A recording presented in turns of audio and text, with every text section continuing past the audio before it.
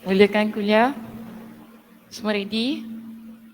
Okey, baik. Bismillahirrahmanirrahim. Innal hamdalillah nahmaduhu wa nasta'inuhu wa nastaghfiruh wa na'udzu billahi min shururi anfusina wa min sayyiati a'malina. Man yahdihillahu fala mudhillalah wa man yudlilhu fala hadiyalah. Wa asyhadu an la ilaha illallah wahdahu la syarika lah wa asyhadu anna Muhammadan 'abduhu wa rasuluh. Amma ba'd. Rabbi shrah li sadri wa yassir li amri wa hlul 'uqdatam min lisani yafqahu qawli. Rabbi zidni ilma warzuqni fahma. Allahumma inna nas'aluka ilman nafi'a wa rizqan tayyiba wa amalan mutaqabbala. Assalamualaikum warahmatullahi wabarakatuh.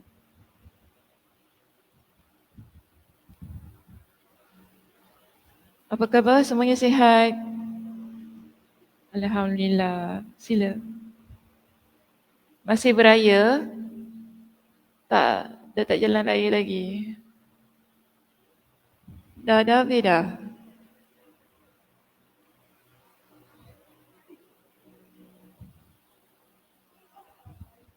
Cobaan. Alah. Tapi ni ada lagi baki bulan Syawal ni.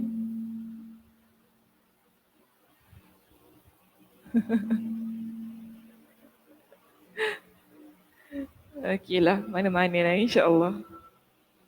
Baik, macam mana kita? Muka surat berapa hari ni? 221. Bab apa? Bab 34.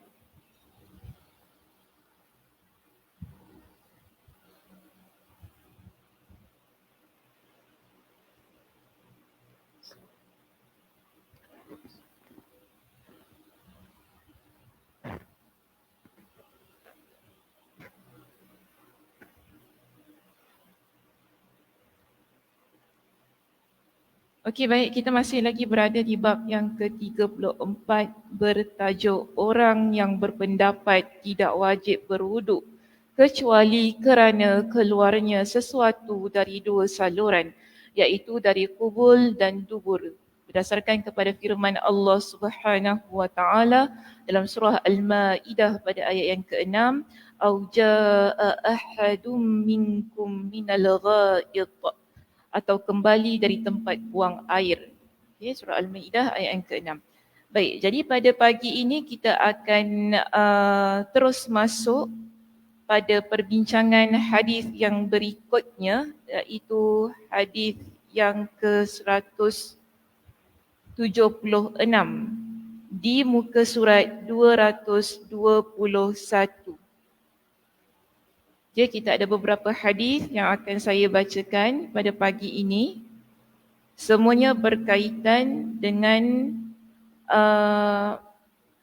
perkara-perkara yang keluar dari kubul dan dubur. Baik, kita baca hadis kita yang pertama di sini, nombor 176. Qala al-Imam al-Bukhari rahimahullah, حدثنا آدم بن أبي إياس قال حدثنا ابن أبي ذئب عن سعيد المقبوري عن أبي هريرة قال قال النبي صلى الله عليه وسلم لا يزال العبد في صلاة ما كان في المسجد ينتظر الصلاة ما لم يحدث.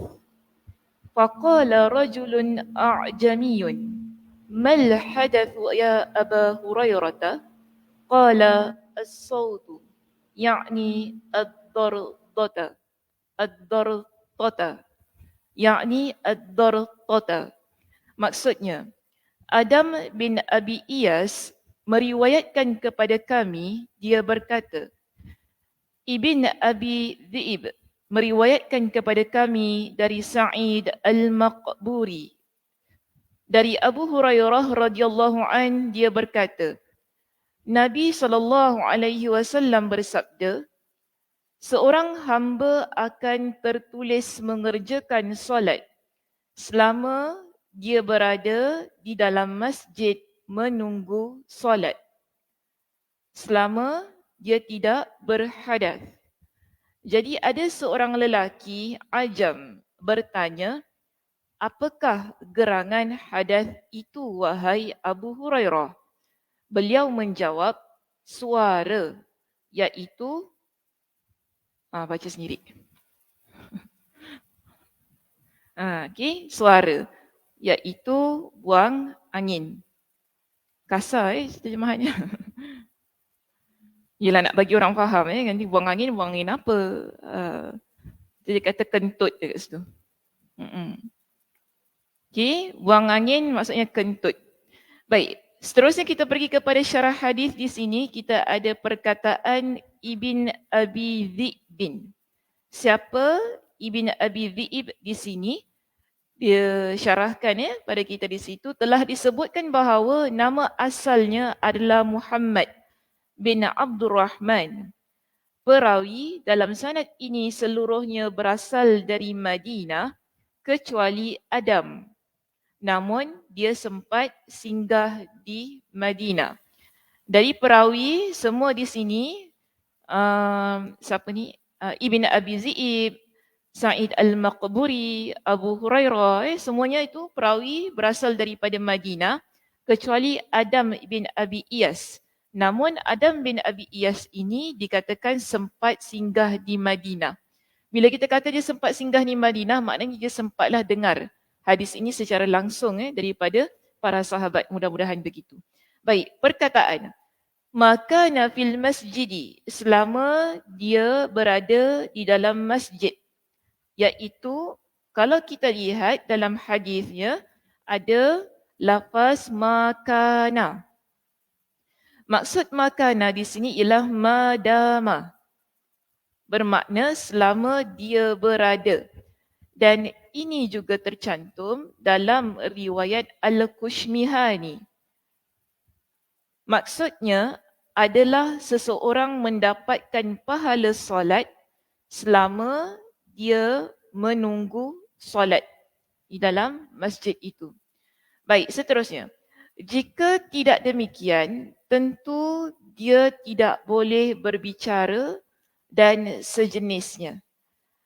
Maknanya di sini dia bukan dalam keadaan solat. Kalau dalam keadaan solat, barulah kita kata dia tidak boleh berbicara. So, dalam fi solatin maksudnya lah dia sedang menunggu waktu solat yang berikutnya. Baik, Al-Karmani meriwayatkannya dalam bentuk nakira, iaitu fi solatin, untuk mengesankan bahawa yang dimaksud adalah jenis solat yang ditunggu. Perbahasan lebih lanjut akan disebutkan dalam kitab As-Salah bab Salatul Jamaah, insya-Allah. Tak apa, tinggalkan saja itu. Insya-Allah akan dibahaskan dalam perbincangan kitab solat. Baik, perkataan berikutnya di sini a'jamiyun. A'jamiyun iaitu ajam bererti orang yang tidak fasih berbahasa Arab. Tidak kira sama ada dia seorang warga Arab asli ataupun bukan.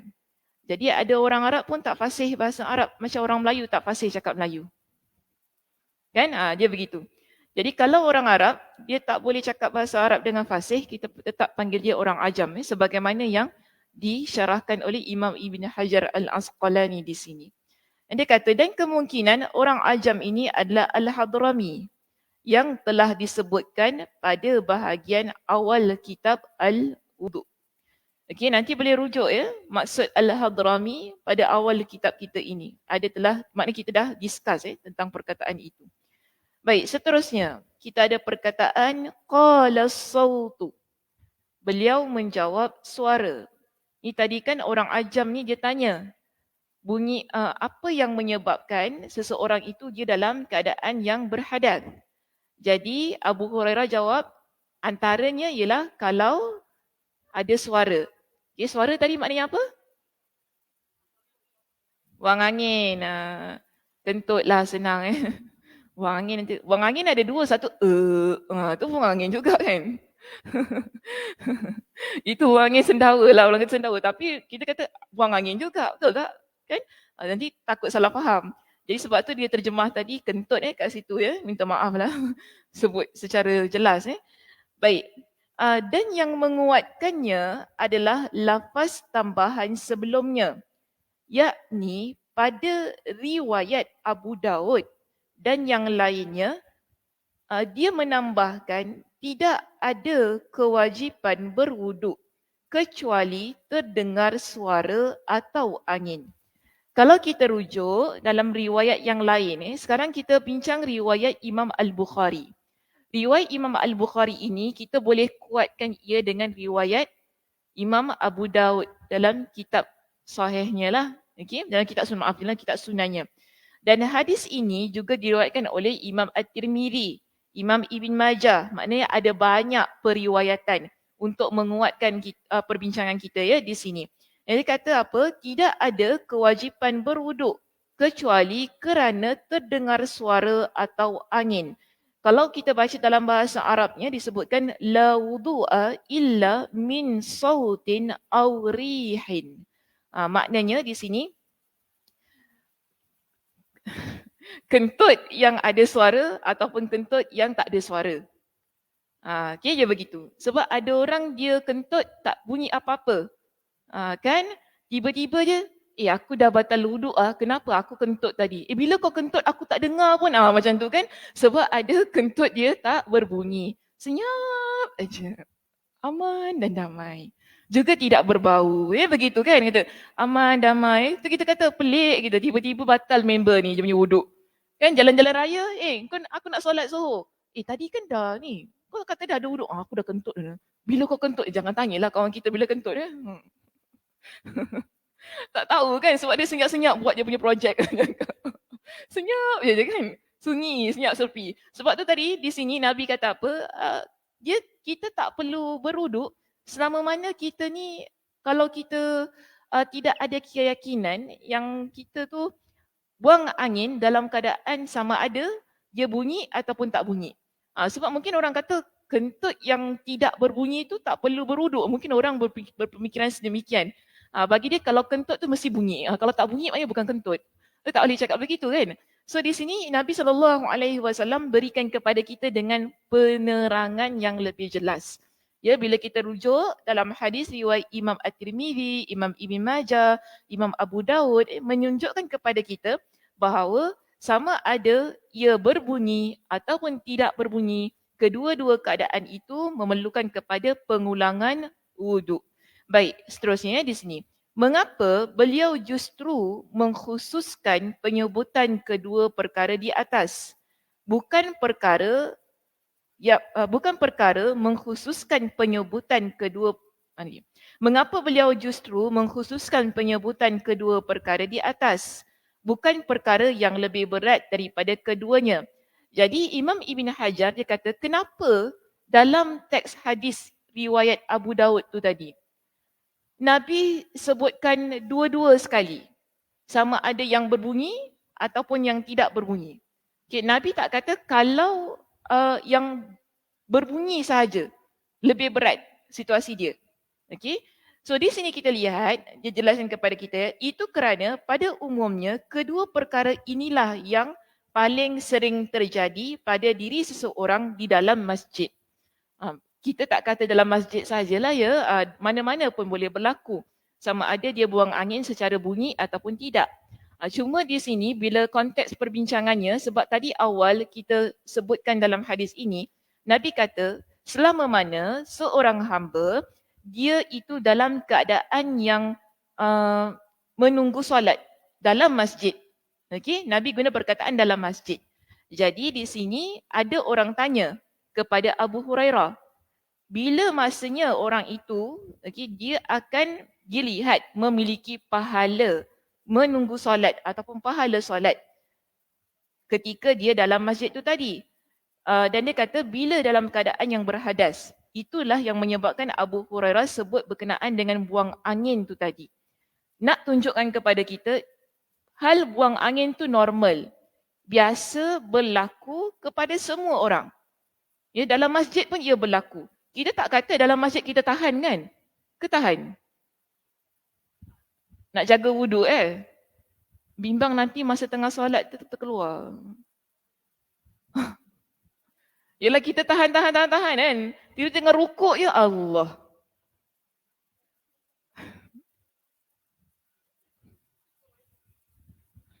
Tiba-tiba bunyi besar. Itulah. Jadi jangan tahan, tak elok untuk kesihatan. Tak elok untuk kesihatan dan juga keadaan persekitaran. Yelah tiba-tiba kan kalau kita solat berjemaah, lepas tiba-tiba bunyi, tot Allah. Kita pun pelik, bunyi apa tu? Apakah itu? Apakah itu? Ya, itulah. Saya tak tahulah. Kalau dulu saya belajar dekat madrasah, dulu biasa je budak-budak kalau time solat qiyamul lail.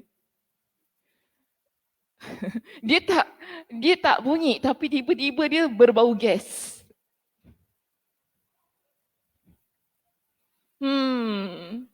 Kan dulu masa saya sekolah dekat Madrasah As-Saghah, kan kadang-kadang ada aktiviti program qiyamul lail kan. Bila ada aktiviti program qiyamul lail ni, dah semua orang kena duduk, kena tidur di sekolah. Jadi malam tu buatlah solat qiyamul lail tu berrakaat-rakaat. Tiba-tiba je bunyi bau, bukan bunyi je bau. Kawan saya sebelah tu lepas beri salam dia kata, kau ngajar. Siapa kau ngajar sangat ni? Masa tu kita Sanawi Robek kita Sec 4 masa tu kan. Maknanya kita senior lah dekat sekolah. Saya kata tak tahulah budak mana tak tahan sangat tu. Nak buat macam mana kan? Dimaafkan lah. Tapi solatnya batal solatnya batal. Solatnya tetap batal. Kita tak kata dimaafkan. Yang dimaafkan tu kita lah yang teraniaya membau sesuatu yang tidak enak ketika qiyamul lail tu. Maksud saya tu dimaafkan. Cuma solatnya tak dimaafkan lah. Okay, solatnya tu tetap batal. Kena ulang balik tu. Kalau betul-betul lah siapa yang buang angin berbau tu tadi. Okey, baik. Seterusnya kita lihat kat sini. Zahirnya, pertanyaan di atas berkaitan dengan masalah yang khusus. Iaitu masalah yang sering terjadi di dalam solat seperti yang telah diisyaratkan sebelumnya di awal-awal kitab Al-Wudu. Sebab awal kitab Al-Wudu ni kita ada banyak bincangkan tentang hal-hal yang boleh membatalkan wuduk kita. Jadi ini sebagai satu perbincangan lah yang menguatkan perbincangan-perbincangan yang lepas. Baik, seterusnya di situ. Kita ada hadis bernombor 177. Haddathana Abul Walidi qala Haddathana Ibnu Uyainah 'ani Az-Zuhri 'an Abbad bin Tamim 'an 'ammihi 'anin Nabi sallallahu alaihi wasallam qala la yansarif hatta yasma'a sautan aw yajida rihan. Abul Walid meriwayatkan kepada kami, dia berkata, Ibnu Uyainah meriwayatkan kepada kami dari Az-Zuhri, dari Abbad bin Tamim, dari pakciknya. Dari Nabi SAW, baginda bersabda,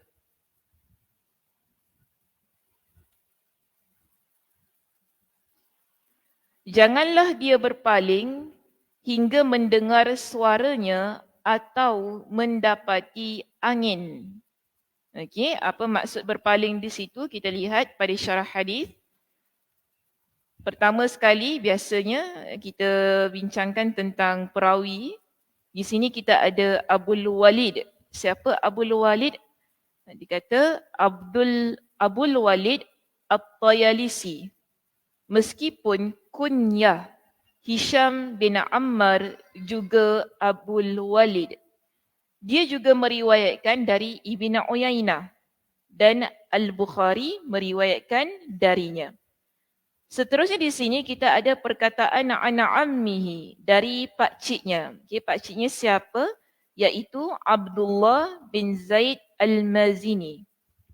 Hadisnya telah dibicarakan dalam bab tidak perlu mengulangi wuduk kerana keraguan hingga benar-benar yakin, yakni yakin bahawa wuduknya sudah batal. Okay, hadis ni kita pernah bincangkan di bab yang keberapa?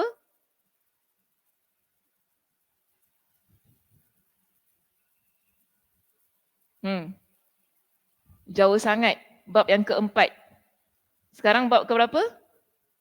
34. Berapa jauhnya? 30. Tu tahun bila kita belajar tu? Last year 2011. 2011. Lama sangat.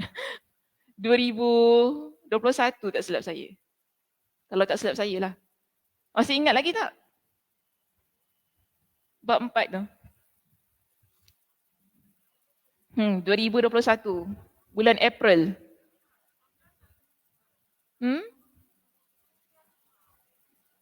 Apa dia? Dah setahun lebih. Ingat lagi.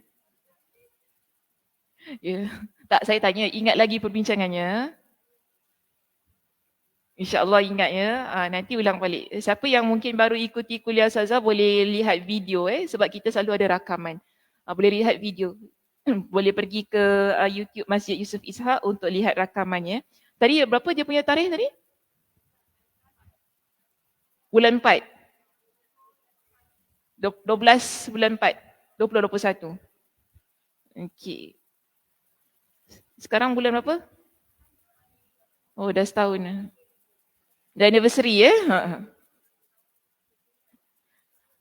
Setahun sebulan. Inilah orang perempuan kalau kira betul-betul. Setahun sebulan. Setahun 30 hari. Okey, 12 April 2021. Baik, maknanya hadis ni kita dah bincangkan di bab yang keempat sebab tu syarahnya kita dapati ringkas saja. Kerana kita tidak mahu ulangi, dia suruh kita ulang balik perbincangan yang terdapat pada bab yang keempat muka surat 24. Okey, jadi di sini beliau rahimahullah ni maksudnya balik kepada Imam Al-Bukhari. Beliau rahimahullah mencantumkannya di sini kerana kandungannya sangat jelas dalam membatasi apa saja pembatal wuduk yang disebabkan keluarnya sesuatu dari dua saluran, kubul dan dubur. Jadi maknanya Imam Ibn Hajar dia kata kenapa Imam Al-Bukhari bila dia dah sebut dalam bab yang keempat, dia masukkan lagi dalam bab yang ke-34 hadis yang sama. Okey?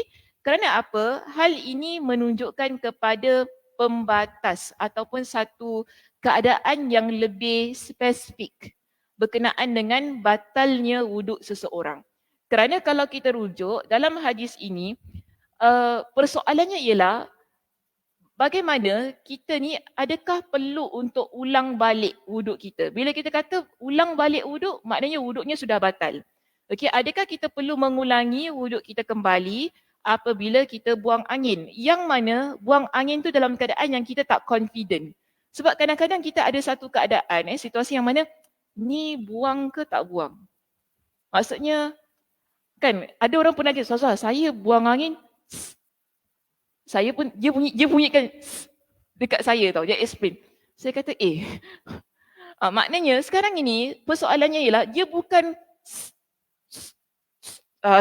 macam itu maksudnya. Sekarang ni kita yakin ke tak buang angin ke tidak? Yakin ke tidak? Sebab tu dalam hadis yang bab yang keempat itu dia terangkan kepada kita, Nabi SAW kata apa? Janganlah dia tu berpaling. Okay, janganlah dia berpaling, maksud jangan dia ulangi wuduk dia kembali. Melainkan setelah dia benar-benar yakin. Buang angin ataupun tak. So kalau kita macam rasa tak kot, macam kan? Tak rasanya. Kalau begitu tak perlulah. Sebab kadang-kadang ada orang dia macam was-was kan. Tu bila nak game tak tahu. Sikit-sikit ambil wuduk, sikit ambil wuduk kan. Jadi dia jadi macam dalam keadaan yang menyusahkan diri dia. Padahal Nabi dah ingatkan kepada kita, la yansarif hatta yasma'a sautan.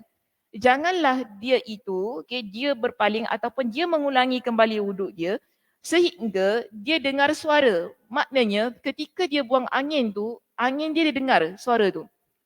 Ataupun Nabi kata au yajidarihan, ataupun dia dapati ada angin. Maksudnya confident lah keluar Okay, keluar angin tu kan, sebab tadi tak bunyi suara saya kata ada angin tak bunyi suara. Tapi kita yakin anginnya keluar. So dalam keadaan yang sedemikian kena ulang balik wuduknya. Maknanya kita yakin Yang penting yakin. Kalau tak yakin maknanya just rasa-rasa saja tak perlu. Biarkan saja. Sebelumnya kami telah menjelaskan kaitan pembatal-pembatal wuduk lainnya yang disebabkan keluarnya sesuatu dari kedua saluran itu pada awal-awal bab ini. Okey, simple saja. Kita boleh pergi kepada yang seterusnya. Di sini haddatsana Qutaibah bin Sa'id qala haddatsana Jarirun 'anil A'mashi 'an Munzirin Abi Ya'la Thawri 'an Muhammad bin al-Hanafiyah qala. Okay, Qutaibah bin Sa'id meriwayatkan kepada kami, dia berkata, Jarir meriwayatkan kepada kami dari Al-A'mash, dari Munzir Abi Ya'la Al-Thawri, dari Muhammad bin Al-Hanafiyah, dia berkata, Ali bercerita. Okay, maknanya periwayatan ini daripada Ali radhiyallahu an. Kuntu rajulan mazza'an.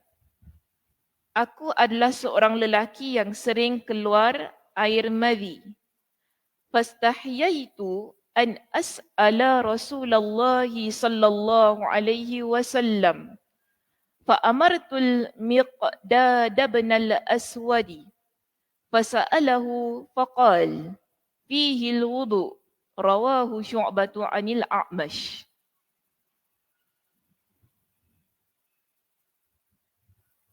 Aku adalah seorang lelaki yang sering keluar air madhi. Namun aku malu bertanya kepada Rasulullah sallallahu alaihi wasallam hingga aku menyuruh Al-Miqdad bin Al-Aswad. Lalu dia pun menanyakan kepada baginda. Baginda menjawab, keluar madhi harus berwuduk. Dan Syu'bah juga meriwayatkannya dari Al-A'mash.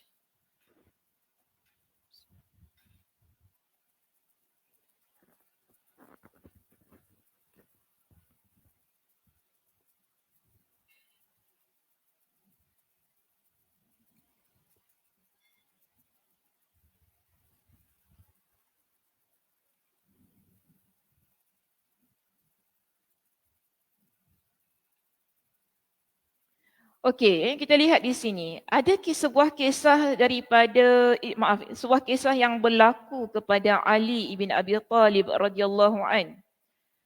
Dia beritahu pada satu masa ni dia nak tanya sesuatu kepada Nabi sallallahu alaihi wasallam, ya.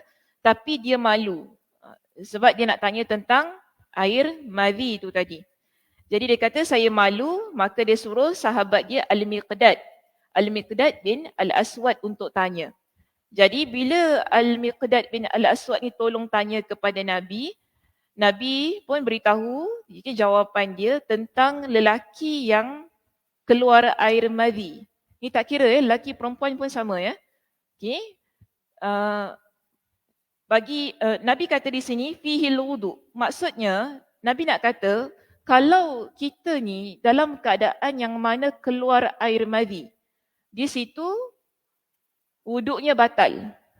Okey, wuduknya batal dan dia perlu mengulangi kembali wuduknya. Sekejap sebelum saya syarah kita baca dulu syarah hadis di sini.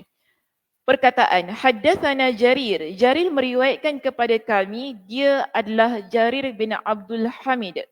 Pembahasan selanjutnya tentang matan riwayat ini akan disebutkan dalam bab atau pembahasan perihal mencuci madhi dalam kitab Al-Ghusl. InsyaAllah. Okay, nanti kalau kita buka kitab mandi ni lepas jilid yang ketiga ya. Jilid yang keempat kita akan masuk kitab mandi. Sebelumnya disebutkan jalur lain pada akhir-akhir kitab Al-Ilm. Okay, kita pernah bincangkan hadis ini dalam kitab ilmu. Ingat? Kitab ilmu jilid yang kedua. Jauh sangat. Tadi tahun lepas. Okay, jilid yang kedua belajar bila? Tak tahu tahun bila. Maknanya, kita dah pernah bincangkan hadis ini di jilid yang kedua, iaitu kitab Al-Ilmu.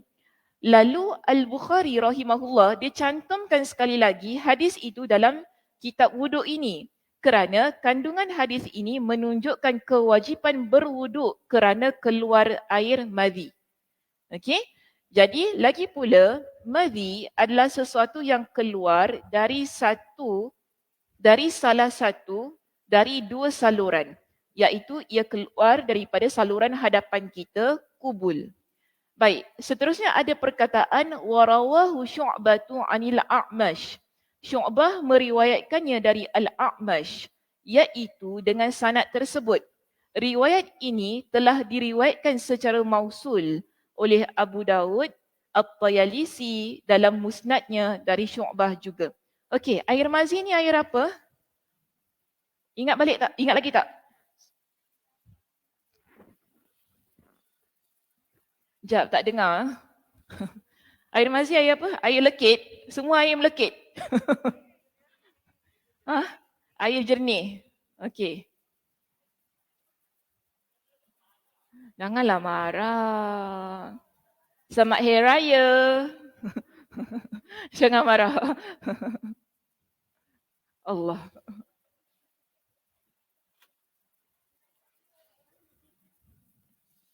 Sikit-sikit marah. Sikit marah.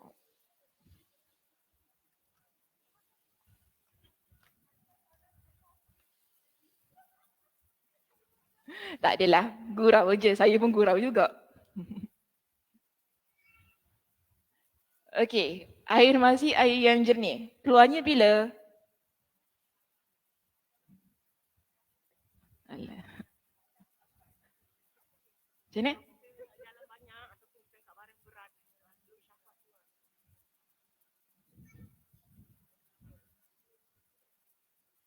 Angkat barang berat.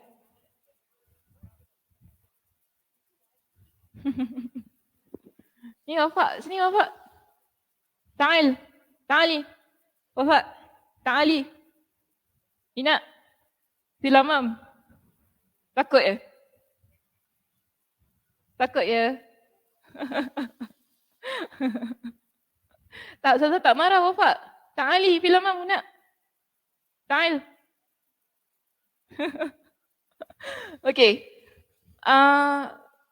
Kita lihat di sini, air mazi, dia tak keluar waktu kita angkat barang itulah air lain. Itu air lain. Air mazi ni keluar ketika sebelum nak cakap sebelum ke selepas? Sebelum.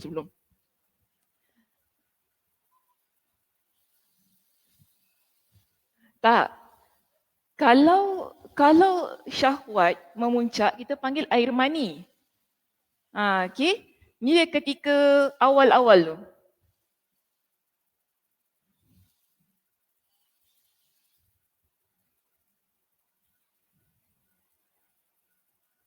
Macam mana nak cakap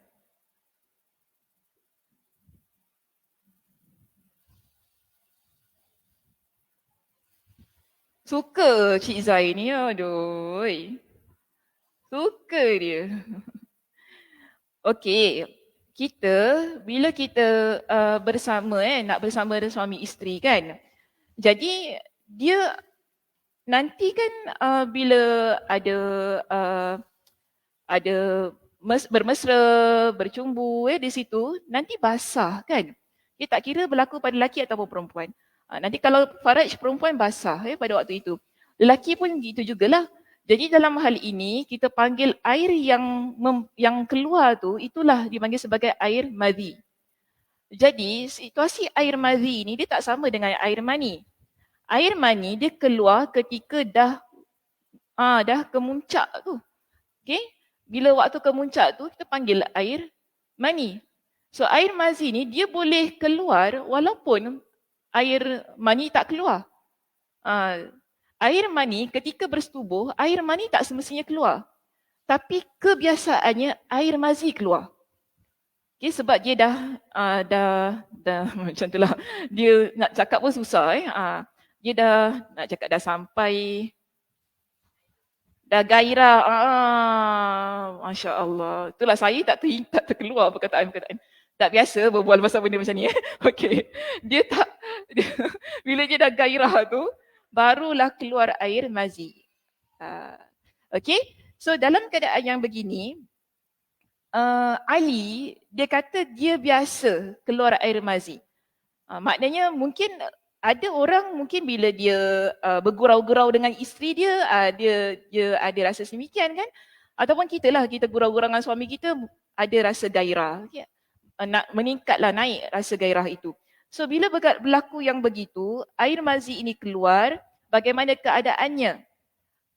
Persoalan utama sebenarnya kenapa dia bawa perbincangan hadis ini dalam kitab mandi? Sebab persoalannya, adakah dia perlu mandi ataupun tidak? Mandi wajib maksudnya. Okay. Jadi di sini Nabi kata dalam keadaan yang sedemikian tak perlu mandi wajib. Yang perlu dia buat ialah berwuduk.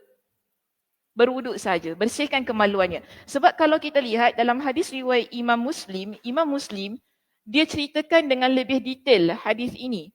Okey, jadi bila Nabi SAW jawab, Nabi kata kepada Al-Miqdad ini, orang tersebut yaghsilu zakarahu. Dia cuma perlu membasuh zakarnya dan dia berwuduk. Maknanya di sini kenapa kita bawa masuk dalam kitab wuduk? Kita nak kata kalau orang itu dia dalam keadaan yang berwuduk, wuduknya batal. Okey, wuduknya batal. Ataupun bila dia nak buat sesuatu perkara yang memerlukan kepada wuduk, dia perlu berwuduk.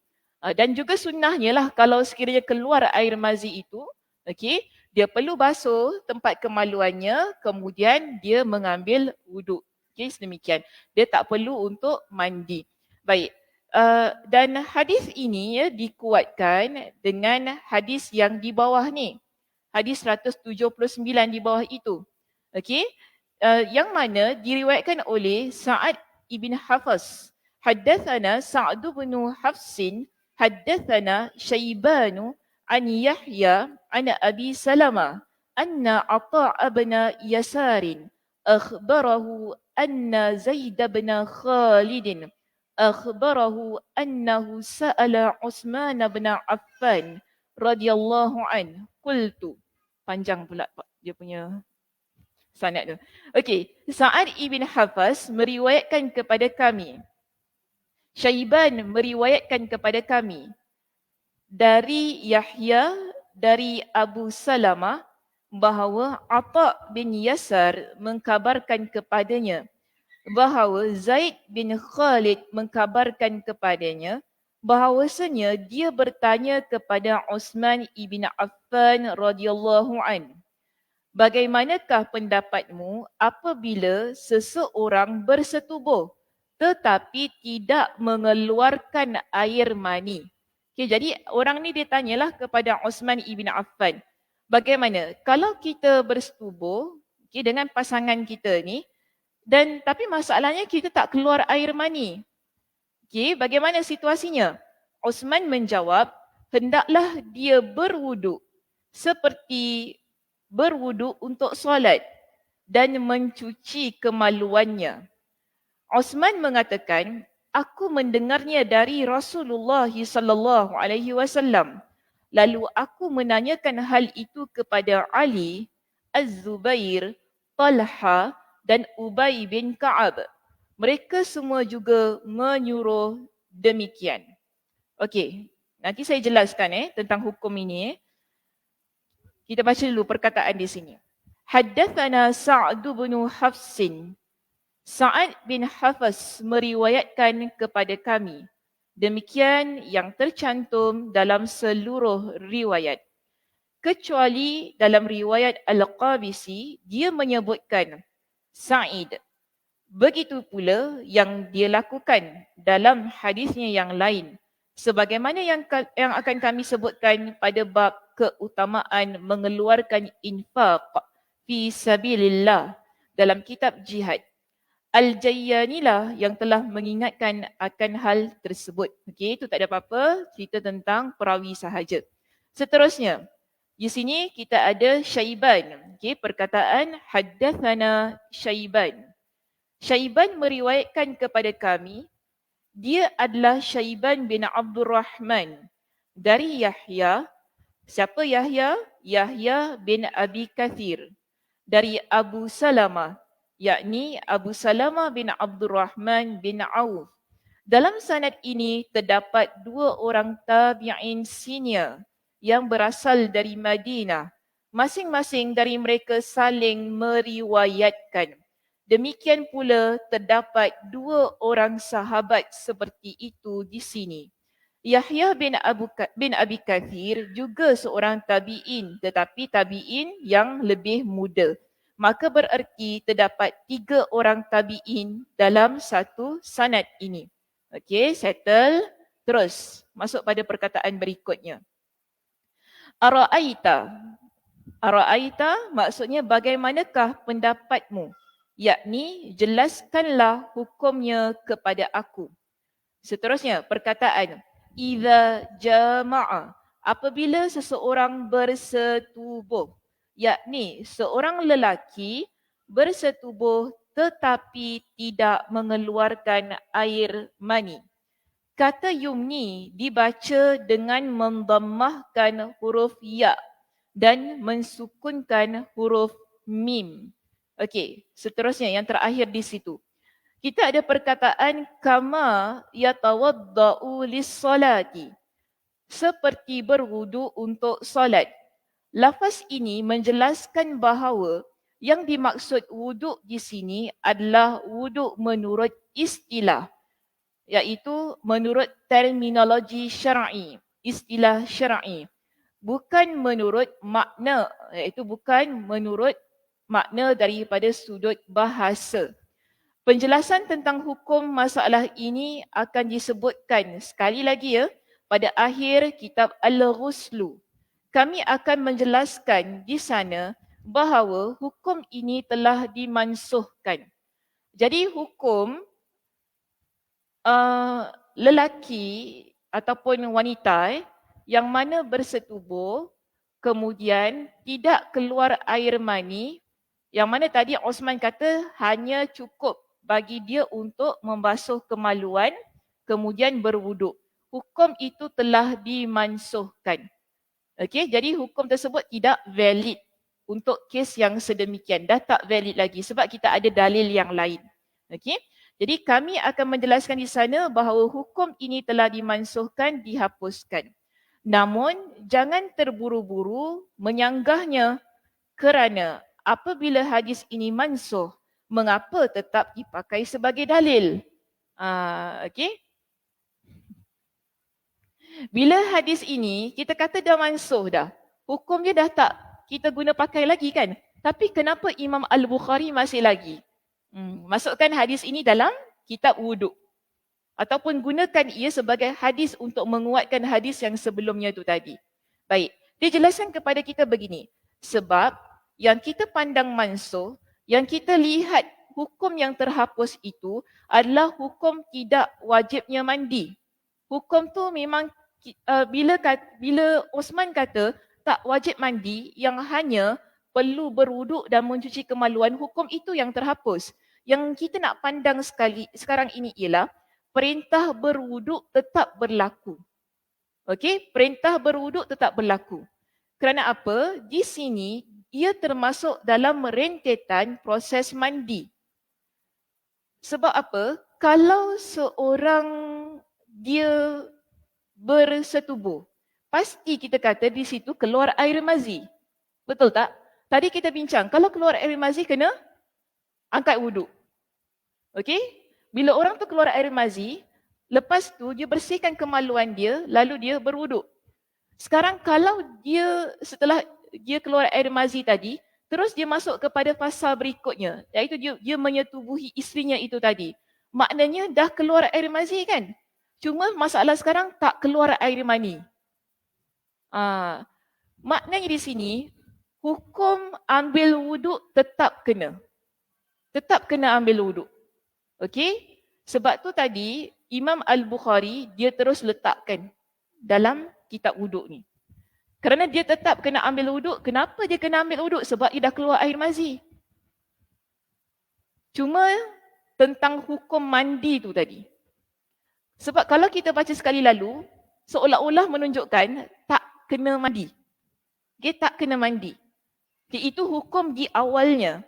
Sekarang kita ada hadis lain yang menghapuskan hukum ini.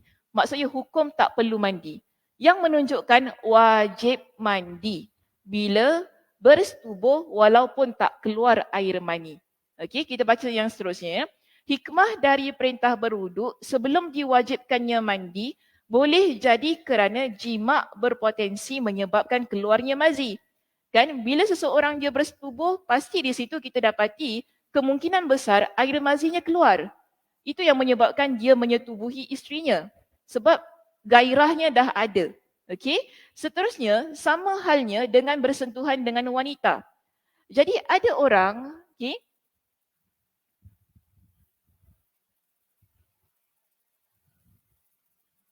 jadi ada orang di sini, mungkin dia sentuh seorang wanita ataupun dia sentuh isteri, dia pegang isteri dia, tiba-tiba dia gairah, keluar air mazi, kan?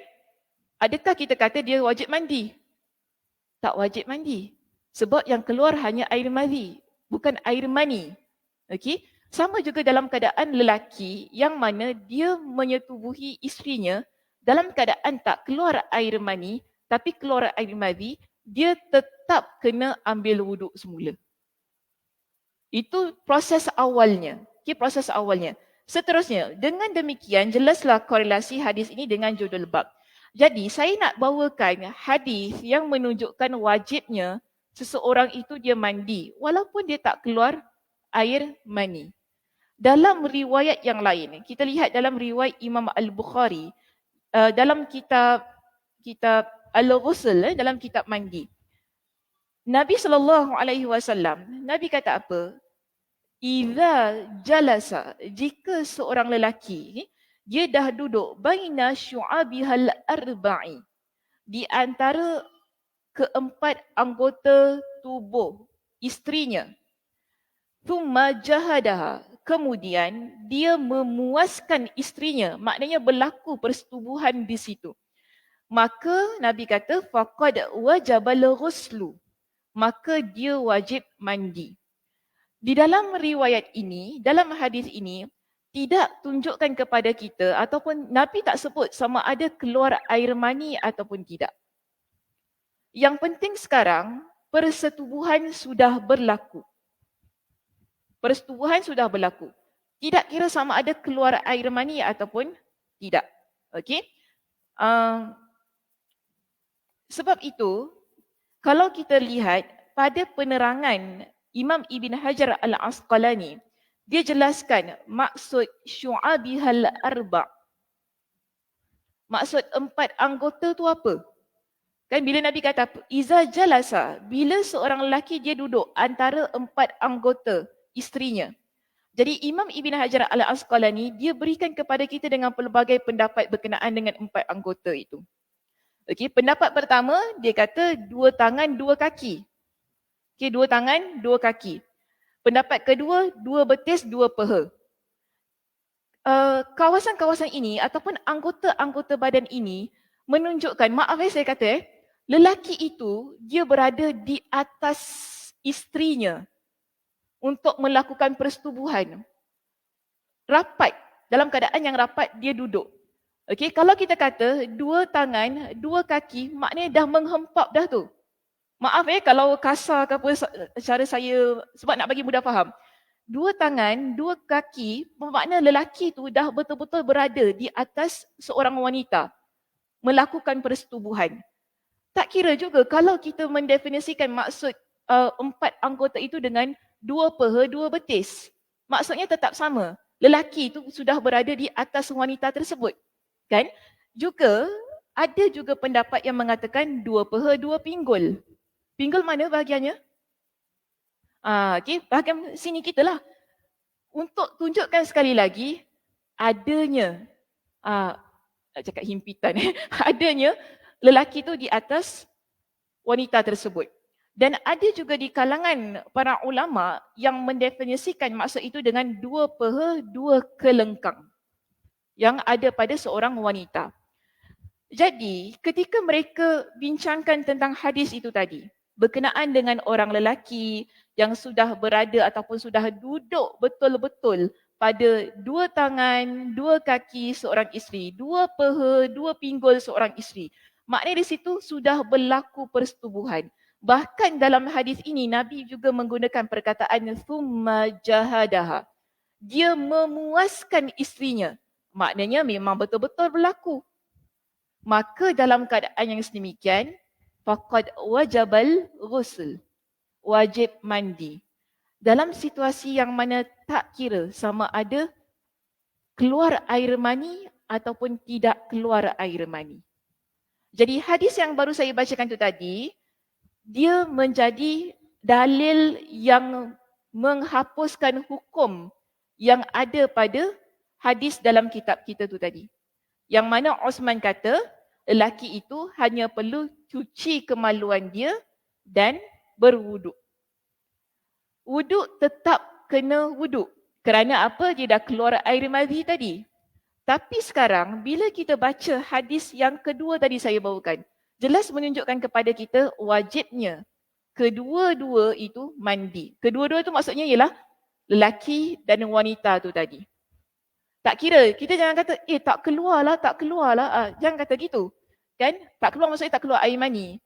Okay? Mungkin kita sebagai isteri yang bersuami, kita kata, tadi suami saya bersama dengan saya tapi air maninya tak keluar. Adakah saya perlu mandi? Yes, kena mandi.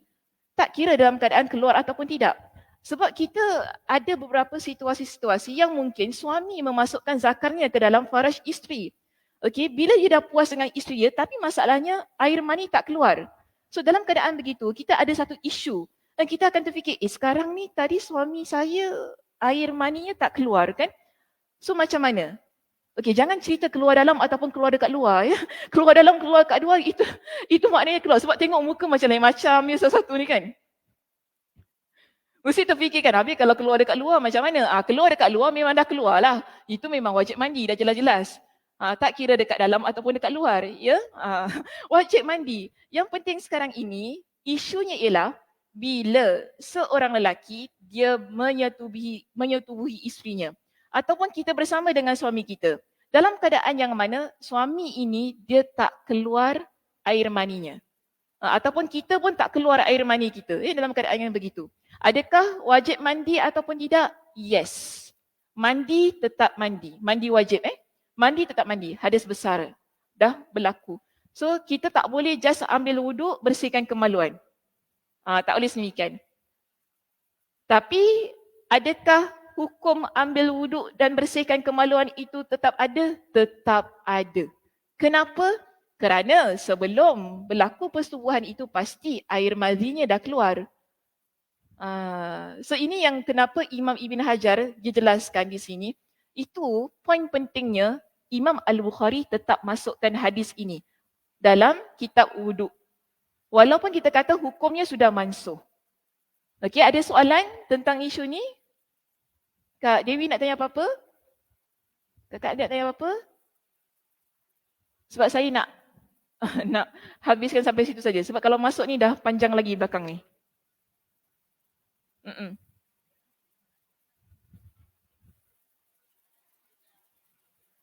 Macam mana? Betul. Maksud bertembung dua khitan tu ialah zakar dan faraj sudah bersatu. Okey. Yes, walaupun tak keluar air mani. Sebab kalau ikutkan hadis yang saya baca tadi, Imam Al-Bukhari memang masukkan dalam bab izal taqal khitan. Bila bertembung dua khitan. Okey. Maksud dua khitan ialah kemaluan suami, kemaluan isteri bersama, bersatu, maknanya masuk. Masuk, okey. Bila dia masuk di situ, walaupun dia tak keluar air mani. Walaupun kedua-duanya kita kata isteri tak keluar air mani, suami tak keluar air mani. Tapi dia wajib mandi. Sebagaimana hadis yang tadi saya sebutkan. Iza jalasa baina syu'abihal arba' thumma jahadaha faqad wajabal ghusl. Ada soalan yang lain?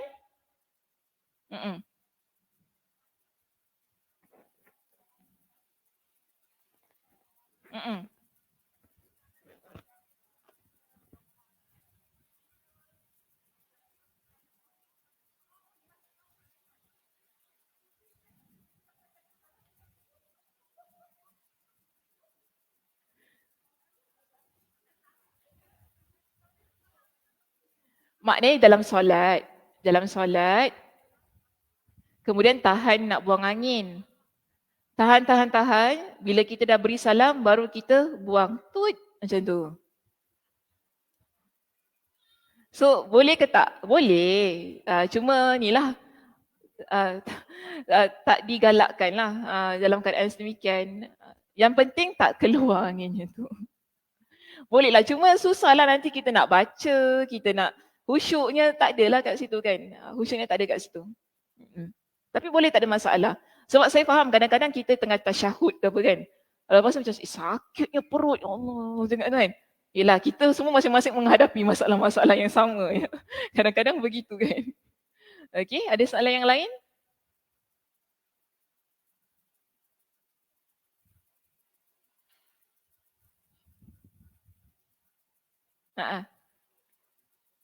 Angkat wuduk. Kalau kita nak cakap sunnah ke?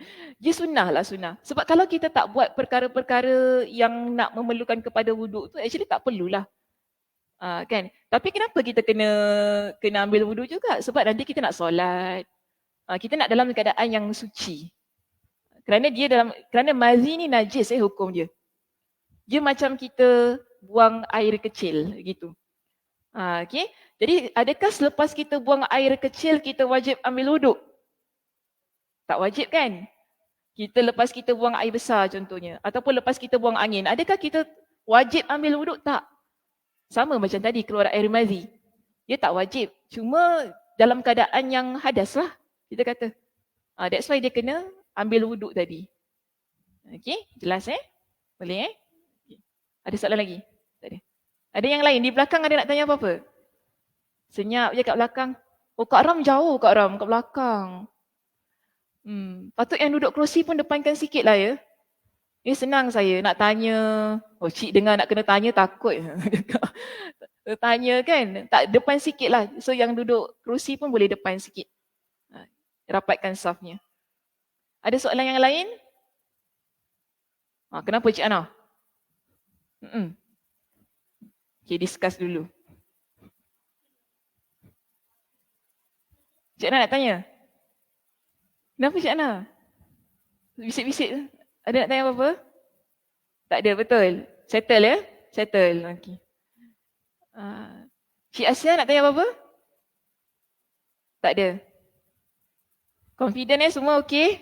Okey, baik. Kalau tak ada apa-apa, kita tutup pengajian kita pada hari ini. Terima kasih semuanya di atas perhatiannya. Mudah-mudahan jelas Kalau tak jelas apa, nanti minggu depan kita boleh bawa lagi. Sebab kita ada satu lagi hadis yang nak kita bincangkan bagi menutup perbincangan bab yang ke-34. Ni sudah tak masuklah sebab panjang sikit ni sini. Kalau masuk nanti takut drag. Okey, baik, kita tutup pengajian kita pada pagi ini dengan tasbih kafarah. Subhanakallahumma wa bihamdika asyhadu an la ilaha illa anta astaghfiruka wa atubu ilaik. Assalamualaikum warahmatullahi wabarakatuh.